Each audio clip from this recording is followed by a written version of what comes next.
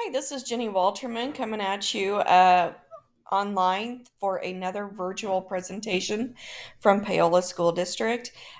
We are talking today about being culturally responsive in our instruction and behavior support practices. So, we'll talk a little bit about what each of those means and some examples, what Paola is currently doing to offer students culturally diverse and responsive learning experiences, and then also talk about ways that we can implement additional resources and support for our students. If you are joining us and you're a family, you might be a member of one of our schools: Sunflower Elementary, Cottonwood, Paola Middle School, or Paola High School. So, jumping right in, let's talk first about culturally responsive instruction. I provided a definition from one of my sources up in the top left of the screen, which basically explains culturally responsive instruction as patterns in academic achievement among groups of students in the United States are not a result of individual limitations, but rather due to the impact of institutional assumptions. So, culturally responsive instruction involves being student centered in the approach, and students' unique cultural strengths are identified and nurtured through the learning. It promotes student achievement and a sense of well being about students' cultural place in the world. And we can divide culturally responsive instruction into three functional dimensions, which include institutional, personal, and instructional. Some examples of culturally responsive classrooms would be tapping into culture of students and utilizing that in lessons to make connections, surveying the classroom environment and ensuring that the physical environment itself is responsive to the different cultures that may be coming into the classroom and being respectful of that.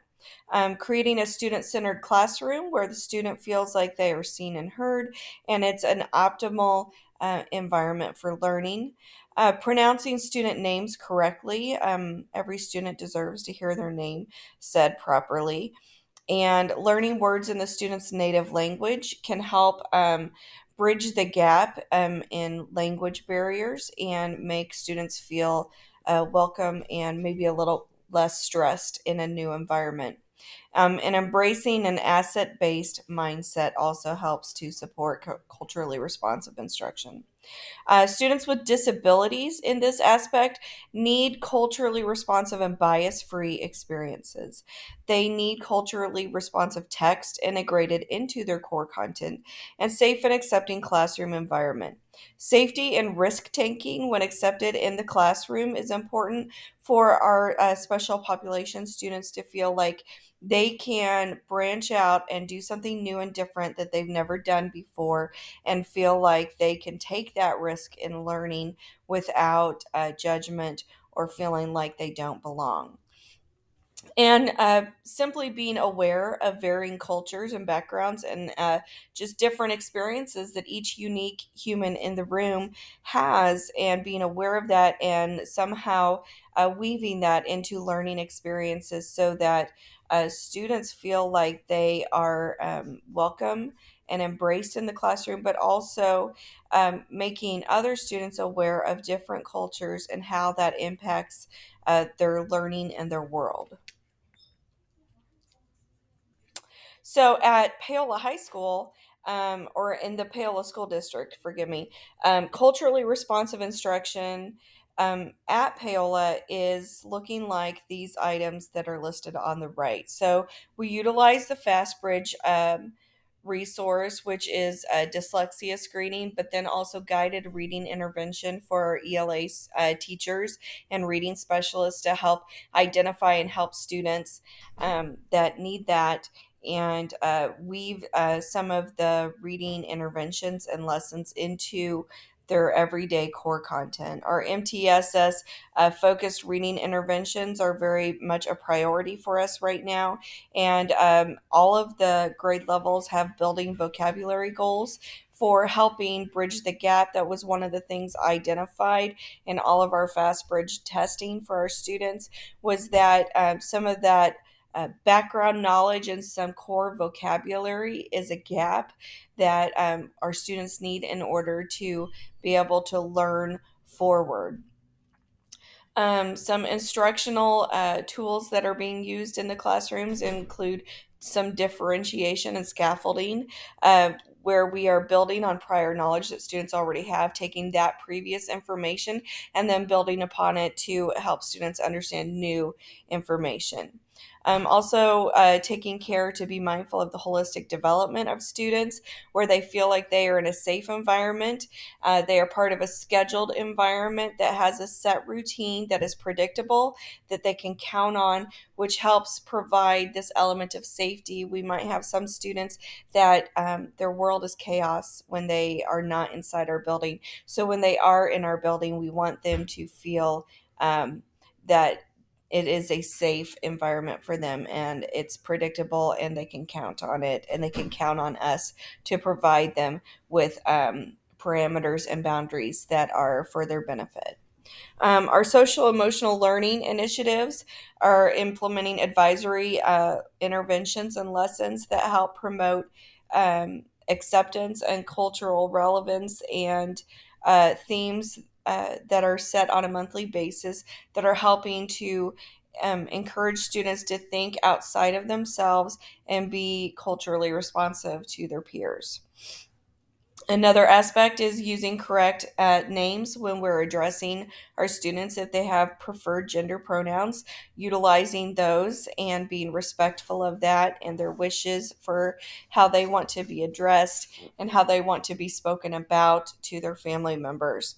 Because sometimes those aren't always the same thing, but we need to be respectful in both environments. And then pronouncing names correctly, which I mentioned on the previous slide.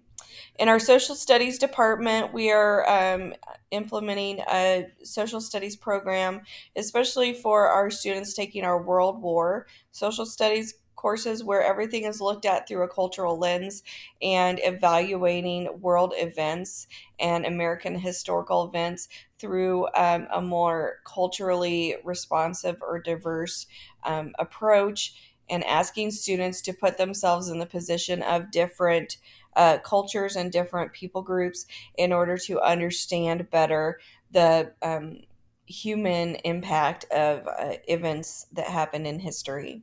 And then finally, our college and career readiness planning and programming is utilizing Zello for some assessments, personality evaluations, understanding those around us, understanding ourselves better, and then our MAPS planning. So, switching now to behavioral support practices, a definition of that is that behavioral support practices are strategies that facilitate behavioral support for all students, including those with and without disabilities. And so, in order to provide behavioral support to students, we provide autonomy as a valuable asset, allowing students to become empowered and engaged learners. We give students agency to make decisions and equip them to be successful. We might disrupt old routines around teaching and learning to prevent student dependency on teachers to receive knowledge. So, trying to get them to learn how to learn, right? And learn how to take new information and assimilate that into other factors of their learning experience. Teachers become personal trainers of their cognitive development. So we're asking teachers to help students learn how to uh, teach themselves how to learn, which is essentially what I said previously.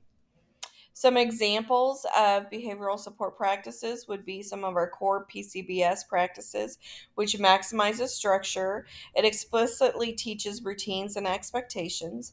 We actively engage students in learning. We effectively respond to student behavior. We pre-correct for desired behavior, and then providing opportunities for students to respond. Some of the cornerstones of SWPBIS is prevention and continuous progress monitoring, data-based decision making, evidence-based practices that are also peer-reviewed, utilizing proactive and preventative strategies, and recognizing and rewarding positive behavior. So then, if we follow this to Paola School District and look at what behavior support practices are being utilized within our district. We have the Panther core values, which are throughout every building in our district, and they include accountability, integrity, respect, and responsibility. And that would be part of the pre teaching or pre supporting behaviors that we expect. We put it out there. We're not keeping it a secret. It's not a guessing game for our students what behaviors we expect. We're preloading them with information and then we reward accordingly. And then we've implemented the 7 mindsets, K through 12, building wide, over all grade levels. It's a major initiative. It was actually started by our elementary and middle schools and then eventually worked its way up to the high school, where we're teaching a lot of mindfulness and being aware of bias and utilizing a lot of the lessons in there to help students be their best resource for mindfulness, resourcefulness, um, retraining bad habits, and reinforcing positive habits. We also utilize a lot of family outreach and support. We have different community events and family events that help support families. And it might look like, well, like our family art night that we had a few weeks ago, where we brought in family members and provided a lot of different art projects and things that families could do together. But we also fed a meal. We also provided opportunities for parents to talk to teachers about different issues going on with students in a non-confrontational environment, whereas sometimes a parent-teacher conference, which is another way of outreach and support, but it can also come off as maybe more um, constructive, I suppose is the word I'm looking for. And parents may be reluctant to show up to a parent teacher conference, but they'll come out for family art night. So we're trying to provide support and outreach and meet families where they are and embrace where they are, while also asking them to come alongside us and help us to be able to support the desired behaviors we need in the classroom. We're also utilizing Panorama, and had all of the students take panorama assessments. We've done that the last 2 springs, and we're able to take all of this behavior assessment and SEL data and look at that and analyze it and break it down, and we implement it. It syncs up with our attendance records, student grade records, our at-risk students, and then every teacher can get on their dashboard and look at their students and be able to see how their academic record, their behavior, their social emotional data, and what they said themselves about how they feel about the school, how they feel about themselves, how they see themselves in the community. Do they see themselves as part of the community or outside of our school community group? All of that information helps us to be able to identify things like, oh, gee, look, no surprise, students that feel like they are outside of the uh, family group, so to speak, as far as our school community, are also the ones that have attendance issues. They might be having problems with success in completing assignments and turning them in, and they might be suffering academically. So, all of that information is coming back and able to help inform us and provide meaningful data to make decisions about how we're going to better support our students. And then, of course, we have our standard MTSS, multi tiered support, and RTI, PBIS, and then our BIS teams, our behavior and intervention support teams that are at each building, a group of teachers from different contents or different grade levels that come together to help problem solve and provide a behavior plan and resources for certain students that maybe need a little additional support, or a team behind them helping to be creative in the way we advocate and intervene. Okay, so through research and looking at a lot of different resources in preparation for this session tonight, I looked at a lot of different culturally responsive instructional methods and also behavior resources. And because we have such a big focus on vocabulary right now, um, There were some suggestions revolving around vocabulary through background knowledge and helping students to learn, and that was engaging in wordplay, word consciousness, and word knowledge. Now, you might notice when you're looking at my screen, some of my text is in red and some of it is in black. Everything that you see in red are all methods or tools that are being used in Paola School District right now. I can identify them in different classrooms. Now, that may not mean that every classroom, excuse me, is utilizing every tool, but they are identified in some capacity in some of our buildings one way or another. So that means there's opportunities for more growth and more learning for us in moving forward. I would say the ones that would most easily be attainable for us right now would be to implement all of the investment we've made in programming to this point that we already own as a district, if our teachers would implement it with fidelity. And so I think that that also requires some time for professional development for our staff in order to help all of our staff be consistent with that implementation. Providing pre-correction and indicating um, the direction that we want our students to go is very vital for behavioral interventions, and I think we could all do that. It costs us nothing but providing structure, uh, very implicit instructions to students. It could be something as simple as, if you know you have two students coming in that maybe tend to talk a little too much or get off track together, implementing a seating chart that will help support the a positive learning environment. So you're setting them up for success prior to um, watching them fail because they were too close together. So some of the ways that we could be more culturally responsive in our teaching and instructional practices would be making learning relevant and effective for them. So, some of our teachers might need to step up their way of bringing relevancy and engagement into the classroom. Again, that's using tools that we already have, not asking the district to spend any money. It's just asking our teachers to engage the students in a different way that causes more culturally responsive learning to occur.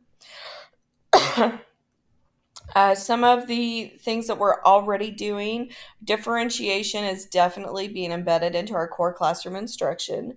We are validating students where they are. We're providing the opportunity for students to respond. We are using instructional materials that relate to a variety of cultures. We are explaining content, and we're including multiple question formats on our assessments. So that's just, I highlighted a few that I knew. Definitely, we're allowing students to collaborate and work in groups.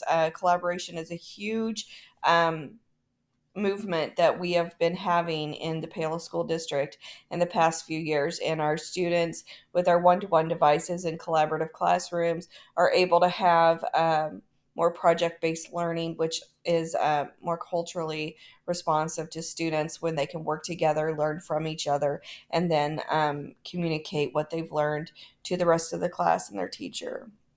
We also provide a lot of student choice on assignments and projects, and I see that more in the secondary level, but I have heard from teachers at our primary grades that they are also trying to find ways to have students be able to have some autonomy and choice on how they want to create an assignment or complete a project.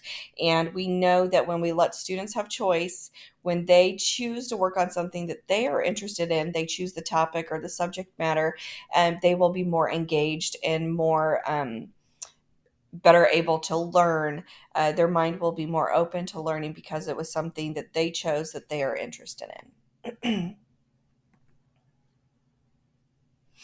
So, who's going to be responsible for seeking out students that need to be more culturally I'm sorry, let me back up. Who is responsible for seeking out the students that will benefit from these programs? And so on the left side, I'm talking about who's responsible in our district.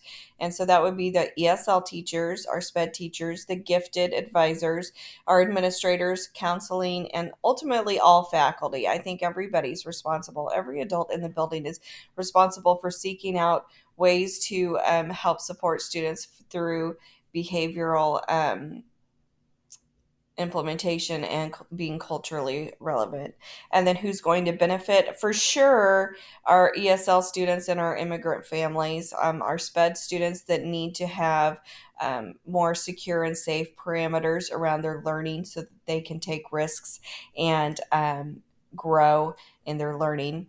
And then also, all students and families will benefit, and our classrooms and our teachers will benefit from this positive shift, and our support staff, of course, as well, and then the district as a whole and our community. These are all the references from the resources that I utilized for tonight's presentation. I also linked some uh, references within the slides of each slide when I referenced new material. Thanks for watching. Please reach out to me if you have any questions.